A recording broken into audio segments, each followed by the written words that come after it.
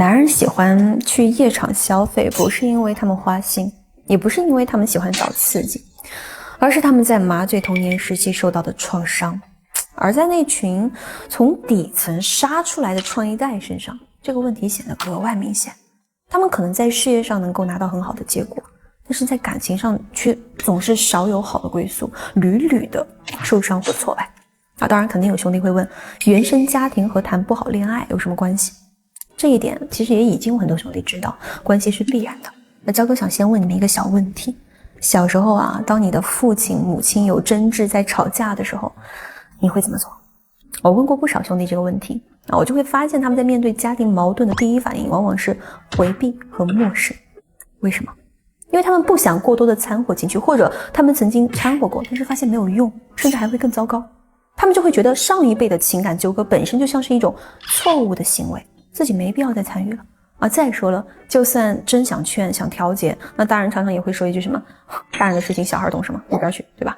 久而久之呢，他就会压抑住自己内心的情感，并且会认为情感这个东西本身就是一种拖累。所以兄弟们看出来了吗？当一个男人既不能参与又无法表达内心痛苦，长期他是处在一种失权的这种状态时，他只能把情绪压抑起来。这就像是不断往热锅里面倒冷油，早晚会炸到。而这个爆发点往往出现在他们自己找伴侣谈恋爱或者结婚的时候。真的，这些关键节点随时可能会引燃他们童年埋下的那些创伤，但这些同样也是为什么男性平均寿命会比女性短的原因。女性会习惯性的去释放自己的情绪，而男性却习惯性的压抑。不是有句话很火吗？叫做无人扶我青云志，我自踏雪至山巅。很多创一代兄弟平日里杀伐果断，可是背后吃过多少苦，受过多少委屈，挨过多少的打，只有他们自己清楚。相应的，他们面前往往也只有一条路，痛苦与孤独。任何一个从底层杀出来的创一代几乎都是这么走过来的。你想想兄弟们，是不是你从小受到的就是男儿有泪不轻弹这样的教导？在传统的中式教育中，男性被要求沉默坚强不可以轻易的去诉说自己的难过痛苦，否则你就不算个爷们儿。而女性在成长中呢，经常被鼓励要活泼开朗要有生命力，对吧？有什么事情你就告诉我，你要跟我讲。我给大家举个例子，如果一个小男孩大吵大闹满地爬，很多人就会觉得这个孩子以后真没出息但是他要是食不言寝不语，你反而会觉得他将来必成大器。长期下来，男性的表达能力和情感需求就是这么被忽视的于是呢，男性在面对情感问题时，他们的第一反应就是选择沉默和逃避当然了，肯定有的兄弟会说什么，为什么在创一代身上这个情况就如此的明显呢？还记得教哥一开始跟你们说的吗？创一代在成长的过程中只有痛苦和孤独，痛苦是他们前进的动力，而孤独是他们的能力强实力硬的某种象征。他们熬过痛苦，习惯了无依无靠的日子，所以他们一定会经常孤独。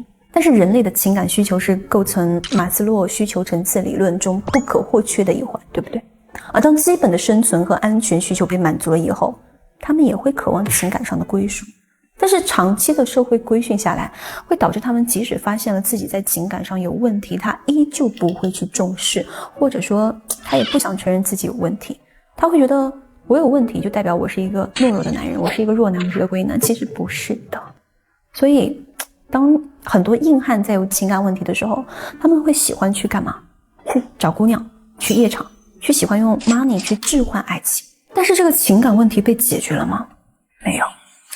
它就像是你种了一棵罂粟，它永远不可能长成一株小麦。所以找姑娘这个事情，它其实就是在麻醉自己。这个问题终归会反复出现，你只要逃避了，那么命运就会反复的把这个问题拿出来，反复的拷问你，直到你给出不一样的答案。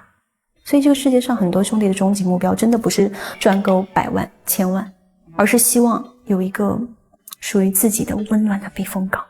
因为男性心理问题真的比女性多太多了。归根结底呢，还是那句话，我希望你们不要去钻研什么情感和技巧，这样只会使你们很难去得到真正想要的爱情我是焦哥，我只教乔男识人心，下期见。